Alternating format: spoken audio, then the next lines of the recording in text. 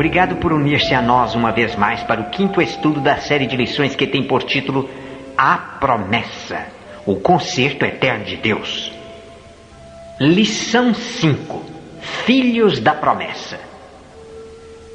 Nosso texto para memorização diz: Eis que eu estou convosco todos os dias até a consumação dos séculos. Mateus 28, 20. Nosso estudo focaliza as promessas encontradas no concerto com Abraão, que se estendem até o fim dos tempos. A primeira parte da lição nos fala do escudo divino. Gênesis 15, verso 1 declara: Depois destas coisas veio a palavra do Senhor a Abrão numa visão, dizendo: Não temas, Abrão, eu sou o teu escudo, o teu grandíssimo galardão. Então disse: Ó Senhor Deus, que me darás? Se continuo sem filhos, e o herdeiro da minha casa é o Damasceno Eliezer. Disse mais Abrão: A mim não me tens dado filhos, de modo que um nascido em minha casa será o meu herdeiro.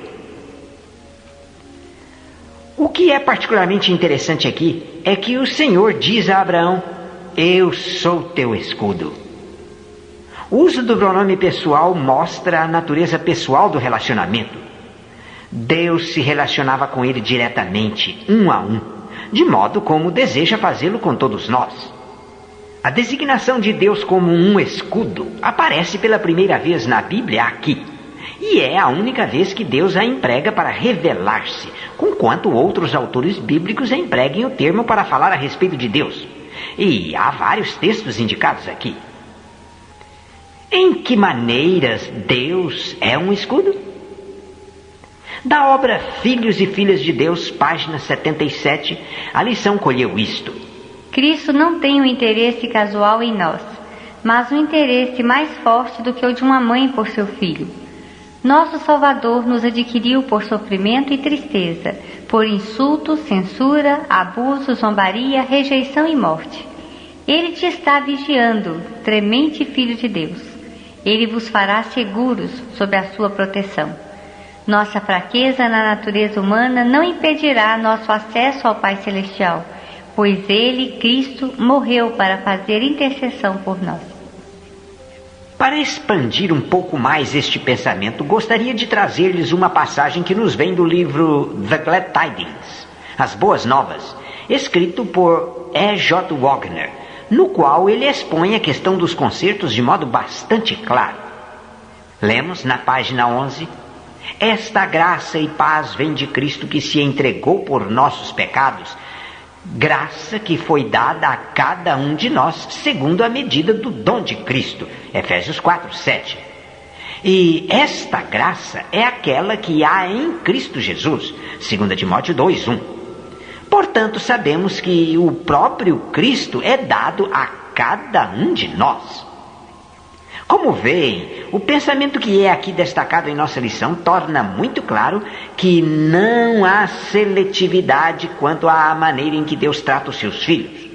Ouçam novamente: Nossa fraqueza na natureza humana não impedirá nosso acesso ao Pai Celestial, pois Ele, Cristo, morreu para fazer intercessão por nós. Nós é quem deveríamos morrer.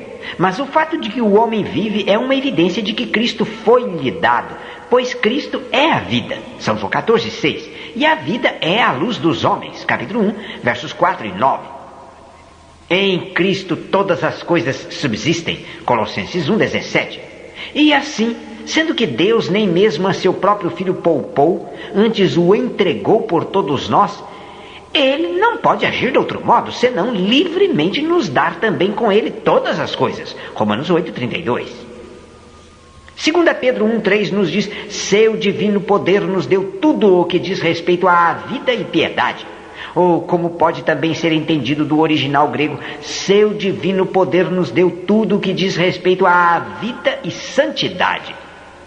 O pensamento quanto a este concerto eterno que estamos considerando e estudando nesta série agora é de que isso é universal.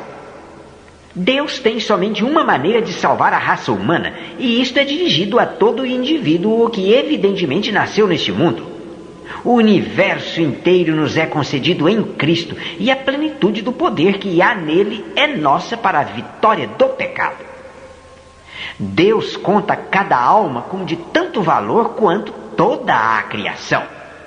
Cristo, pela graça, provou a morte por todo homem, Hebreus 2:9, de modo que todo homem no mundo receba seu dom inefável, 2 Coríntios 9:15.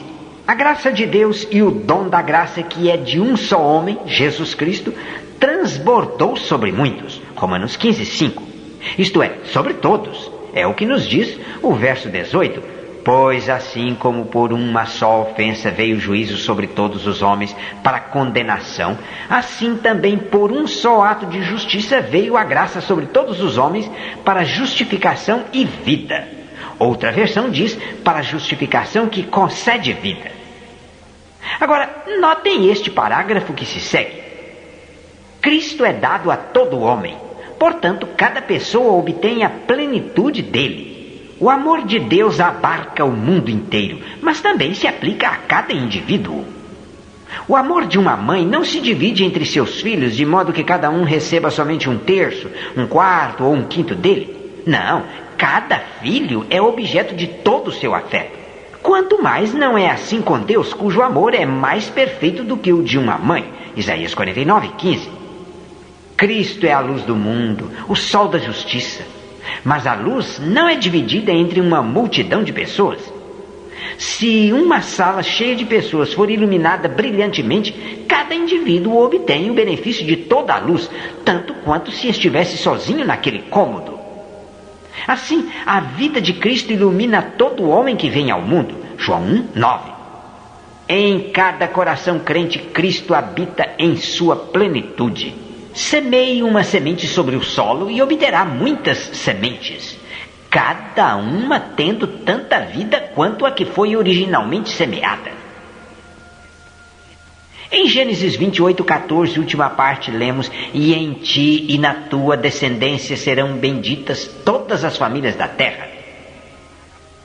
No livro The Everlasting Covenant, o Concerto Eterno, escrito também pelo pastor Elliot José Wagner, na página 42, de modo simples, nos diz: O Senhor disse a Abraão, após ele ter alcançado a terra de Canaã: A tua semente darei esta terra. Gênesis 17:8. Se apenas nos apegarmos às Escrituras, não teremos dificuldade em entender a quem se refere esta semente. Ora, a Abraão e sua semente foram feitas as promessas. A Escritura não diz "e a seus descendentes", como falando de muitos, mas como de um só. E a teu descendente, que é Cristo. Gálatas 3:16, última parte. Isto devia para sempre resolver a questão, de modo a não mais haver discórdia a respeito. A semente de Abraão, a quem a promessa foi feita, é Cristo. Ele é o herdeiro. Mas nós também podemos ser co-herdeiros com Cristo, pois todos vós que fostes batizados em Cristo, vos revestistes de Cristo. Desta forma, não há judeu nem grego, não há servo nem livre, não há macho nem fêmea, pois todos vós sois um em Cristo Jesus. E se sois de Cristo, então sois descendentes de Abraão e herdeiros conforme a promessa. Gálatas 3:27-29. Quero que percebam a força que há neste último verso, o 29. Não é como se estivesse dizendo: se fores de Cristo, então sereis considerados como um dos filhos de Abraão. É mais forte do que isto. O texto declara: se sois de Cristo, então sois descendentes de Abraão. E você não consegue fazê-lo mais forte do que isto. Os que foram batizados em Cristo revestiram-se de Cristo e assim estão incluídos nele. Então, quando é dito que Cristo é a semente de Abraão, a quem as promessas foram feitas, todos quantos estão em Cristo estão incluídos. Mas nada fora de Cristo está contido na promessa. Dizer que a herança prometida à semente de Abraão poderia ser possuída por qualquer um, exceto aqueles que são de Cristo, mediante fé nele, é ignorar o Evangelho e negar a palavra de Deus. 2 Coríntios 5:17 declara: se qualquer homem ou se alguém está em Cristo, nova criatura é. Portanto, sendo que a promessa da terra foi para Abraão e sua semente, que é Cristo, e aqueles que se revestiram dele pelo batismo, e que são, portanto, novas criaturas, segue-se que a promessa da terra foi somente para aqueles que eram novas criaturas em Cristo, filhos de Deus mediante fé em Cristo Jesus. Isso, uma vez mais, é evidência adicional de que todas as promessas de Deus estão em Cristo e que as promessas a Abraão podem ser obtidas somente mediante a cruz de Cristo. Que este princípio, portanto, nunca por um momento seja esquecido ao lermos a respeito de Abraão e a promessa a ele e a sua semente, que a semente é Cristo e aqueles que nele estão. Isto e nada mais. Agora desejamos considerar novamente este texto de Gálatas 3, versos 28 e 29. Não há judeu nem grego, não há servo nem livre, não há macho nem fêmea, pois todos vós sois um em Cristo Jesus. E se sois de Cristo, então sois descendentes de Abraão e herdeiros conforme a promessa. Voltando ao livro Glad Tidings, Boas Novas, agora à página 84, diz o Wagner: não há judeu nem grego, não há macho nem fêmea. Gálatas 3, 28. Não há diferença. Esta é uma nota-chave do Evangelho. Todos são igualmente pecadores e todos somos salvos do mesmo modo. Aqueles que fazem distinção com base de nacionalidade, alegando haver algo diferente para os judeus e para os gentios, devem também fazer distinção à base de sexo, alegando que as mulheres não podem salvar-se da mesma maneira e ao mesmo tempo que os homens. Há somente uma maneira, lembrem-se disso.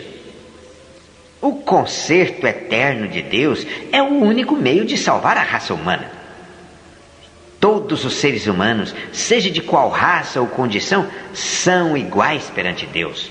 Todos somos um em Cristo Jesus, e Cristo é o único. A Escritura não diz "e a seus descendentes", como falando de muitos, mas como de um só.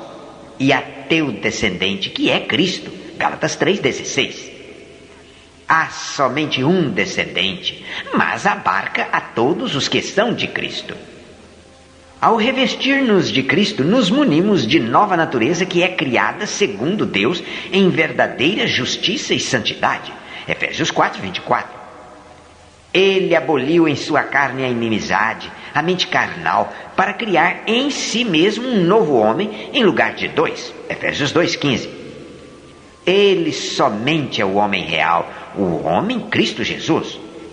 Fora dele não há real humanidade. O verso 13 do capítulo 4 diz: chegamos à perfeita varonilidade, ou como aparece na King James, a um homem perfeito, somente quando atingimos a medida da estatura da plenitude de Cristo. Na plenitude do tempo, Deus reunirá em um todas as coisas em Cristo. Haverá somente um homem e somente a justiça de um homem, assim como a semente é somente uma. Se sois de Cristo, então sois semente de Abraão, herdeiros de acordo com a promessa. Gálatas 3:29. Aqui permitam-me fazer uma importante digressão. Da página 62 do livro Caminho a Cristo ouvimos: era possível a Adão, antes da queda, formar um caráter justo pela obediência à lei de Deus. Mas deixou de o fazer, e devido ao seu pecado, nossa natureza se acha decaída e não podemos tornar-nos justos.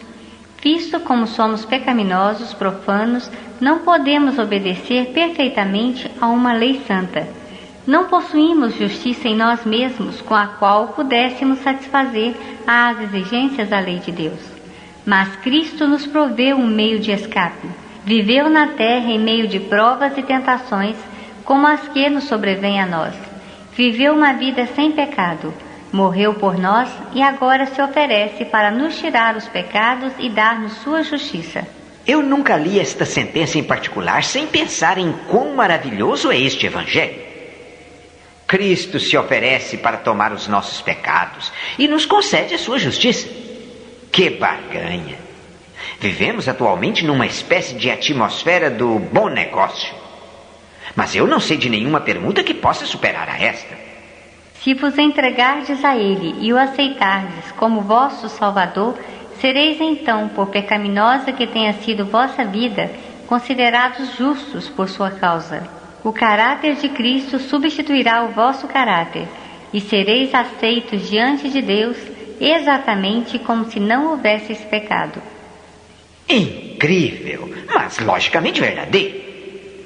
À base da mesma página de Caminho a Cristo, temos este parágrafo mais. E ainda mais, Cristo mudará o coração. Oh, não posso deixar aqui de ler da página 72 de Glad Tidings novamente. Lembrem-se também que, sendo que somente a justiça habitará nos novos céus e na nova terra, a promessa inclui tornar justos todos quantos creem. Assim, o que temos no espírito de profecia? Mais do que isto, Cristo mudará o coração. Essa mudança de coração, esta experiência de realmente nos revestir da justiça de Cristo, isto é operado e é um elemento vital, talvez o aspecto mais importante do conserto eterno. Cristo habita em seu coração pela fé, e você deve manter esta ligação com Cristo pela fé, e a contínua submissão de sua vontade a Ele, e desde que você faça isto, Ele operará em vós tanto querer como efetuar, segundo a sua boa vontade. Filipenses 2:13. Assim poderá dizer: a vida que agora vivo na carne, vivo-a na fé do Filho de Deus que me amou e a si mesmo se entregou por mim. Gálatas 2:20. Jesus disse a seus discípulos: não sois vós que falareis, mas o Espírito Santo de vosso Pai é quem fala em vós. Mateus 10:20. Daí, com Cristo operando em vós, manifestareis o mesmo Espírito e fareis as mesmas obras, obras de justiça, obediência. Destarte, nada temos em nós mesmos sobre que gloriarmos. Não temos base para a exaltação própria. Nossa única base de esperança está na justiça de Cristo imputada a nós. E isto é operado pelo Espírito Santo em e mediante nós. Agora, voltemos aonde paramos um momento atrás para esta extremamente importante digressão. Estávamos na página 85 do livro Glad Tidings. Vamos repetir duas sentenças novamente. Haverá somente um homem, e somente a justiça de um homem, assim como a semente é somente uma. E a outra é o texto de Gálatas 3:29. Se sois de Cristo, então sois semente de Abraão, herdeiros de acordo com a promessa. Continuando, Cristo é a semente. Isto é declarado de modo indiscutível. Mas Cristo não viveu para si mesmo. Ele obteve uma herança não para si mesmo, mas para os seus irmãos. O propósito de Deus é fazer convergir em um, Cristo, todas as coisas. Efésios 1:10. Ele finalmente dará um fim a divisões de todo tipo, e Ele o faz agora naqueles que o aceitam. Em Cristo não há distinções de nacionalidade e nenhuma classe ou posição. O cristão pensa quanto a qualquer outro homem, o índio nativo das Américas, o português, o argentino, inglês, alemão, francês, russo, turco, chinês ou africano, simplesmente como um homem e, portanto, como possível herdeiro de Deus mediante Cristo. Se esse outro homem, não importa qual seja sua raça ou nação, for também um cristão, então o elo se torna mútuo e daí ainda mais forte. Não há judeu nem grego, não há servo nem livre, não há macho nem fêmea, pois todos vós sois um em Cristo Jesus. Gálatas 3:28 novamente. É por esta razão que é impossível para um cristão dedicar-se à guerra. Ele não conhece distinção de nacionalidade, mas considera todos os homens como seus irmãos. A vida de Cristo é a sua vida, pois ele é um com Cristo. Seria tanto impossível para ele lutar, como seria para Cristo ter apanhado uma espada e combater em defesa própria contra os soldados romanos que vieram à sua procura. E dois cristãos não mais podem lutar um contra o outro do que Cristo pode lutar contra si mesmo. Contudo, não estamos agora empenhados em discutir guerra, mas meramente mostrando a absoluta unidade de crentes em Cristo. Eles são um. Há somente uma semente, E trata-se de Cristo. Não importa quantos milhões de verdadeiros crentes possa haver, eles são um somente em Cristo. Cada homem tem sua própria personalidade, mas é em cada caso somente a manifestação de alguma fase da pessoalidade de Cristo. O corpo humano tem muitos membros e todos os membros diferem em sua individualidade. Entretanto, há absoluta unidade e harmonia em todo o corpo sadio. Com aqueles que se revestiram do novo homem, que é renovado no conhecimento da imagem daquele que o criou, não há grego nem judeu, circuncisão nem incircuncisão, bárbaro, cita, servo ou livre, mas Cristo é tudo em todos. Colossenses 3, 11. Agora devemos examinar detidamente a seção de nossa lição que trata com a promessa do Messias, segunda parte. Há uma citação de Thomas Brown, do século XVII, que diz: para desfrutar verdadeira felicidade, devemos viajar para um país bem distante e para fora de nós mesmos. Você concorda com isto ou discorda? Antes de respondermos, leiamos dois textos. 1 Tessalonicenses 4, versos 16 a 18 diz: pois o mesmo Senhor descerá do céu com grande brado, à voz do arcanjo, ao som da trombeta de Deus, e os que morreram em Cristo ressurgirão primeiro. Depois nós, os que ficarmos vivos, seremos arrebatados juntamente com eles nas nuvens para o encontro do Senhor nos ares, e assim estaremos para sempre com o Senhor. Portanto, consolai-vos uns aos outros com estas palavras. Agora vejamos Apocalipse 3, verso 12. A quem vencer, eu farei coluna no templo do meu Deus, de onde jamais sairá. Escreverei sobre ele o nome de meu Deus e o nome da cidade de meu Deus, a Nova Jerusalém, que desce do céu da parte de meu Deus, e também o meu novo nome. Eu vejo aqui o fato de que, quando Cristo vier, não haverá perguntas feitas a respeito de qual é a cor de nossa pele, ou qual é a nossa língua materna, ou a nossa nacionalidade, ou qualquer outra coisa assim. Vejam aqui a nota da lição que considero por demais importante. São palavras de Agostinho de Hippo, em A Cidade de Deus, livro 22, capítulo 22, página 519. Agostinho escreveu a respeito da condição humana. Esta nossa vida, se uma vida tão cheia de tantos males pode apropriadamente ser chamada de vida, dá testemunho ao fato de que, desde o seu próprio início, a raça de homens mortais tem sido uma raça condenada. Pensai primeiro no terrível abismo de ignorância do qual todo o erro procede, e assim envolve os filhos de Adão num negro vale do qual nenhum homem pode escapar sem a carga de sofrimentos e lágrimas e temores. Então, apanhe nosso próprio amor por todas estas coisas que se revelam tão vãs e venenosas e que geram tantas dores de cabeça, problemas, sofrimentos e temores. Tão insanas alegrias em discórdia, luta e guerras. Tal fraude, roubo e perfídia e orgulho, inveja e ambição, homicídio e assassinatos, crueldade e selvageria, impiedade e sensualidade. Todas as paixões desavergonhadas dos impuros, fornicação e adultério, incesto e pecados desnaturais, estupro e incontáveis outras impurezas por demais sórdidas para serem mencionadas. Sacrilégio e heresia, blasfêmia e perjúrio, as iniquidades contra nossos semelhantes, calúnias e enganos, mentiras e falso testemunho, violência a pessoas e propriedade, as injustiças dos tribunais e as inumeráveis outras misérias e maldades que enchem o mundo, contudo, escapam à atenção. Esta citação de Agostinho poderia aplicar-se à maioria das modernas cidades hoje. Contudo, ele a escreveu há mais de 1500 anos. Pouco a respeito da humanidade mudou, o que é motivo porque as pessoas desejam um escape. Mas onde poderão encontrá-lo? Com exceção da morte, um dos grandes resultados dos males, não podem. Mais cedo ou mais tarde, todos nós, não importa a nossa fé, nossas crenças, nossa condição moral, sofremos o impacto e seremos afetados em algum grau por muitas das coisas sobre que Agostinho escreveu aqui. Esta é a triste sorte da humanidade caída. De fato, podemos apenas ouvir o que Deus tem a dizer ao olhar para este mundo. Mediante o profeta Isaías, ele nos descreveu a condição como vista desde o céu.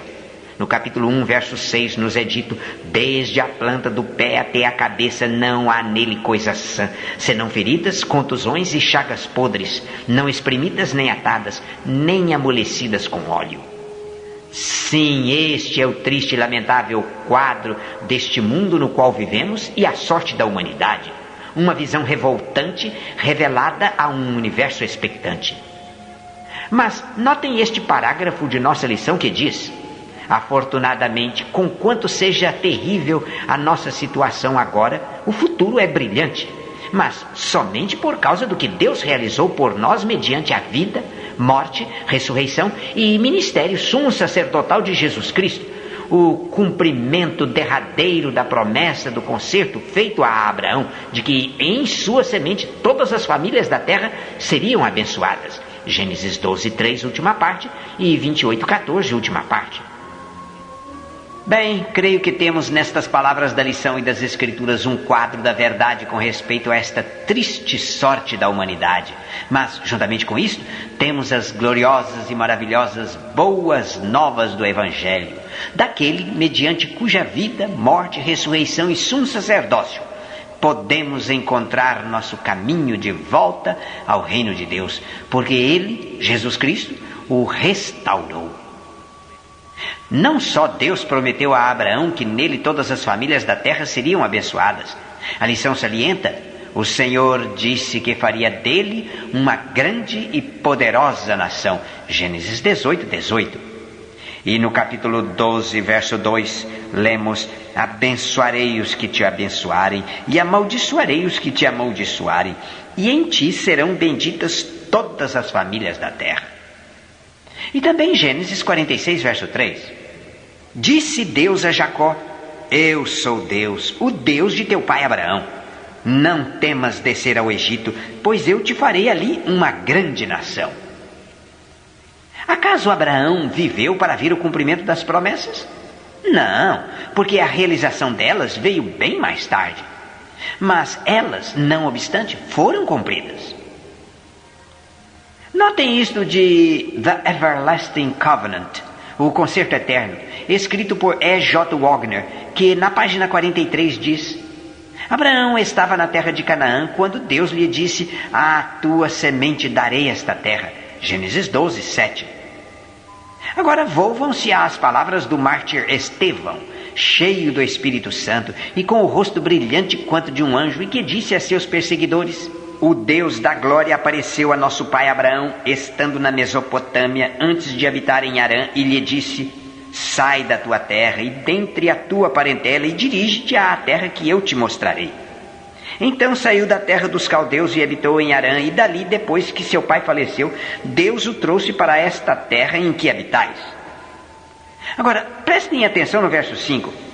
Ele não lhe deu nela herança, nem o espaço de um pé, mas prometeu que lhe daria a posse dela e depois dele a sua descendência, embora naquele tempo ele não tivesse filho. Aprendemos aqui que, embora seja às vezes simplesmente declarado: à tua semente darei esta terra, Gênesis 12:7, o próprio Abraão estava incluído na promessa. Isto é tornado bastante evidente na repetição da promessa que se segue ao livro de Gênesis. Mas aprendemos mais, e trata-se de que Abraão, de fato, não recebeu herança alguma. De terra mesmo, ele não teve nem a sobre a qual pisar.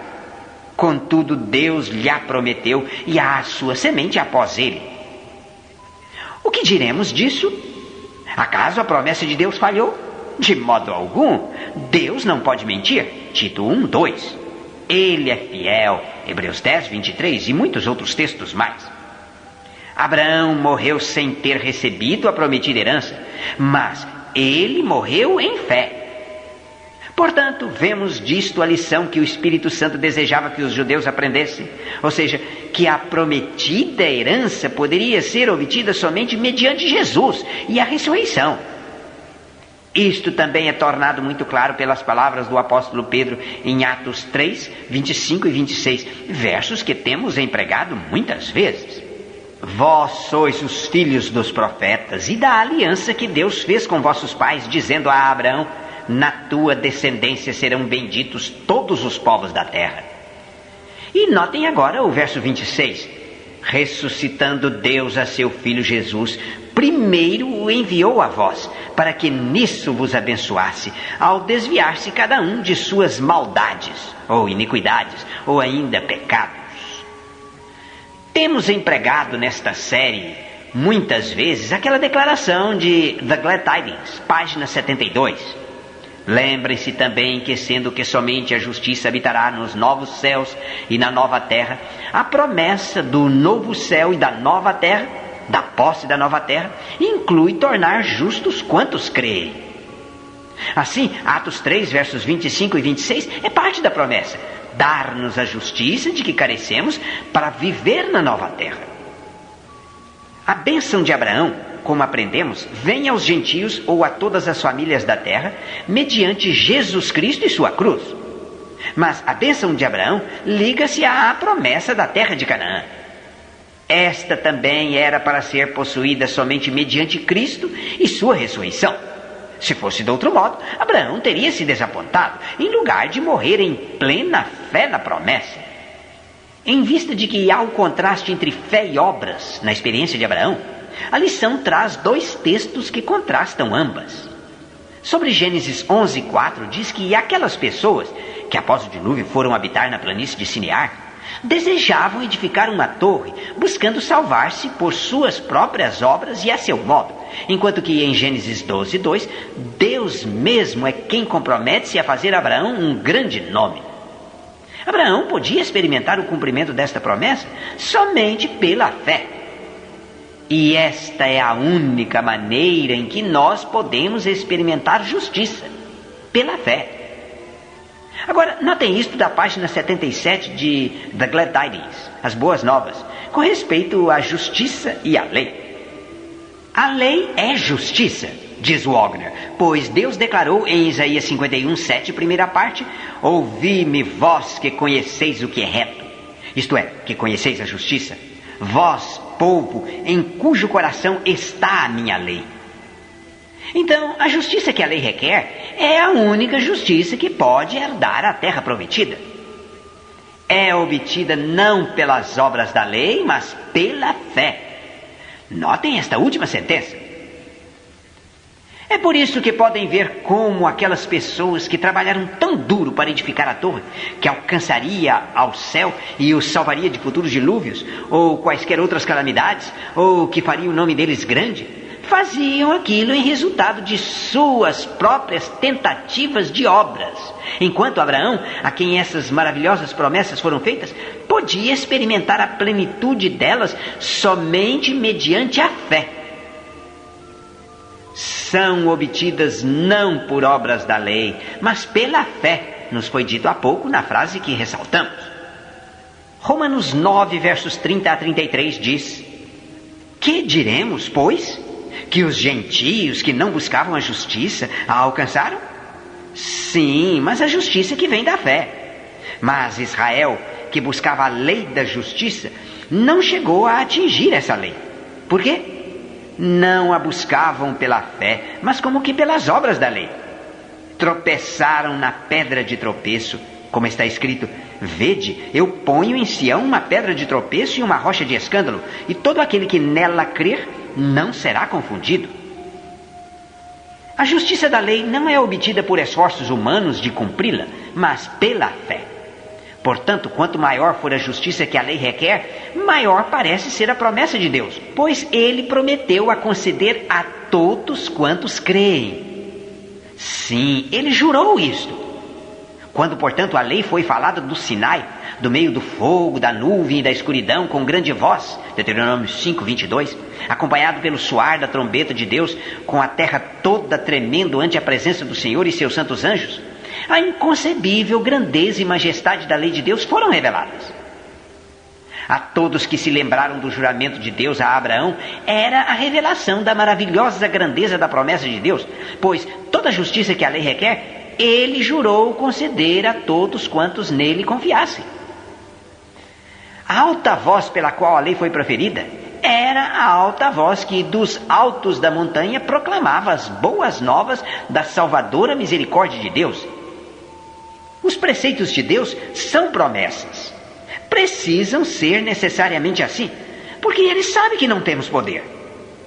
Tudo quanto Deus requer é o que ele concede.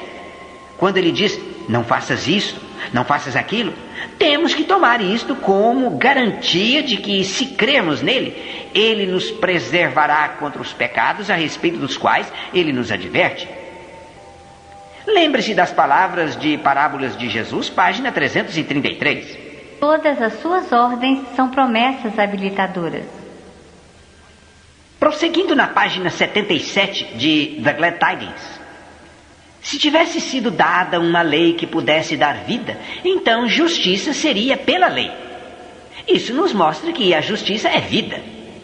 Não é mera fórmula, nenhuma teoria ou dogma morto, mas ação viva. Cristo é a vida, e ele é, portanto, nossa justiça. A lei escrita em 2 tábuas de pedra não poderia dar mais vida do que as pedras em que estavam registradas. Todos os seus preceitos são perfeitos, mas os diminutos caracteres não podem transformar-se em ação. Aquele que recebe somente a lei na letra tem um ministério de condenação e morte. Mas o Verbo se fez carne, João 1,14. Em Cristo, a pedra viva, a lei é vida e paz. Recebendo-o mediante o ministério do Espírito, temos a vida de justiça que a lei aprova. Este verso 21 mostra que a entrega da lei serviu para realçar a importância da promessa. Todas as circunstâncias que acompanharam a entrega da lei, a trombeta, a voz, o terremoto, o fogo, a tempestade, os trovões e relâmpagos, os limites de morte ao redor do monte, falavam que a lei opera a ira, Romanos 4,15, primeira parte, aos filhos da desobediência, Colossenses 3,6. Mas o próprio fato de que a ira que a lei opera procede sobre os filhos da desobediência, prova que a lei é boa, que quem os cumprir, por eles viverá, Levíticos 18:5. Desejava Deus desanimar o povo? De modo algum. A lei deve ser observada, e os terrores do Sinai destinaram-se a atrair o povo de volta ao juramento de Deus, o qual, 430 anos antes, havia sido dado para aparecer perante todos os povos, em todas as eras, como a garantia da justiça mediante o Salvador crucificado e sempre vivo. Justificação pela fé, e fé somente, não há outro meio. Hoje, igualmente, como descendentes espirituais de Abraão, Deus espera que creiamos em suas promessas a seu povo. À igreja dessa geração, Deus concedeu grandes privilégios e bênçãos, e espera os frutos correspondentes. Parábolas de Jesus, página 296. Notem aqui o sumário de nossa lição. Promessas, quão preciosas são para o crente. Serão cumpridas? A fé responde que sim. E nós dizemos amém.